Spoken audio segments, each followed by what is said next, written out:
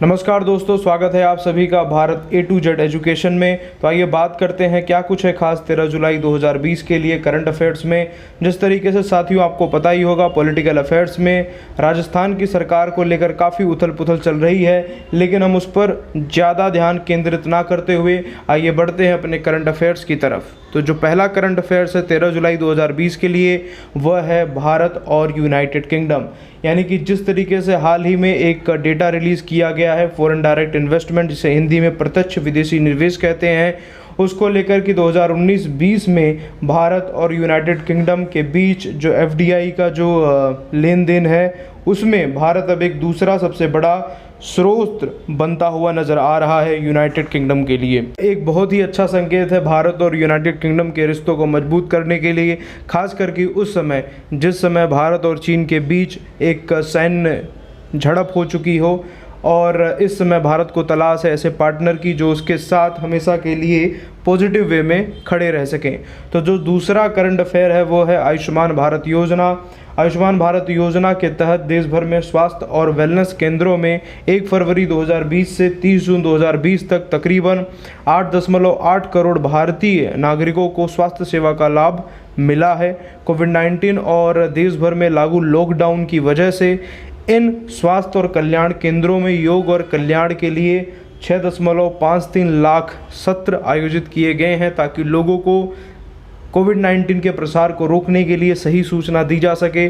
और क्या कुछ वो योग हैं जिनको आयुष मंत्रालय द्वारा भी जारी किया गया है, जिनको करने से जो हमारी आंतरिक शक्ति है वो बढ़ती है और कोरोना से हम मजबूती से लड़ सकते हैं। जो तीसरा करंट अफेयर है इस कड़ी में वो है रेवेन और जुगनू।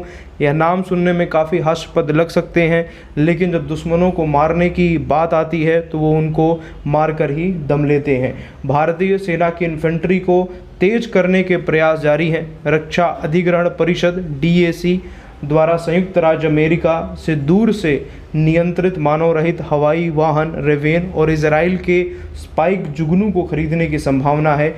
अगर मीडिया रिपोर्ट की बात करें तो 200 एरोवायरमेंट RQ-11 रेवेन की खरीद और इजराइल के स्पाइक फायरफ्लाई की खरीद को लेकर बातचीत चल रही है।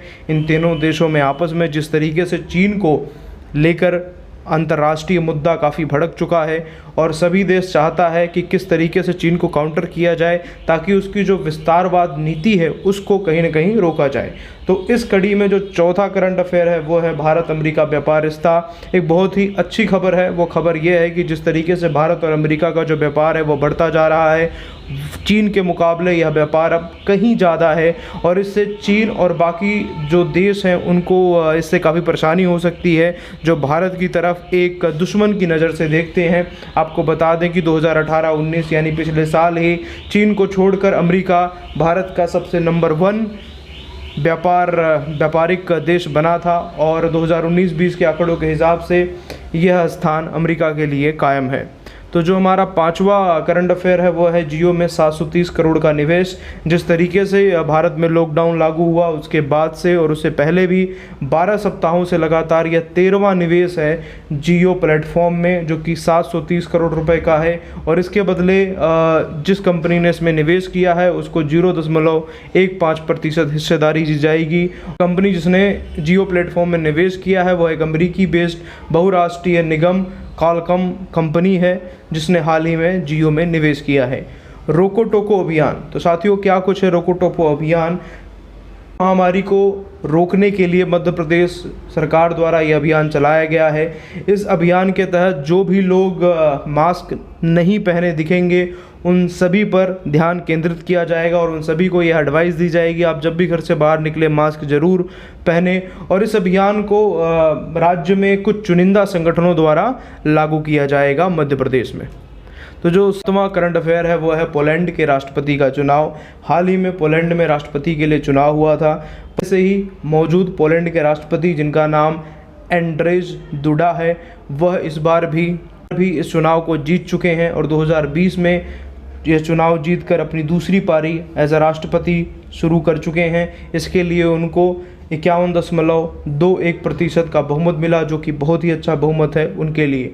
तो साथियों, साथ ही आपको बता देंगे 13 जुलाई के दिन को इंटरनेशनल पजल डे के नाम से भी सेलिब्रेट किया जाता है। जिस तरीके से पजल को लेकर लोगों में एक क्रेजीपन रहता है कि पजल खेलनी है, पजल सॉल्व करते हैं, और इसको लेकर कई बड़े बड़े कार्यक्रम भी राष्ट्रीय और अंतर्राष्ट्रीय स्तर पर आयोजित किए जाते हैं। पर इस साल कोरोना महामारी के कारण कहीं न कहीं ये कार्यक्रम आयोजित नहीं किए जा सके हैं। तो साथियों, इसी के साथ आज के इस करंट अफेयर्स में इतना ही, जो आप सबको जानना था और आप सबको याद रखना है।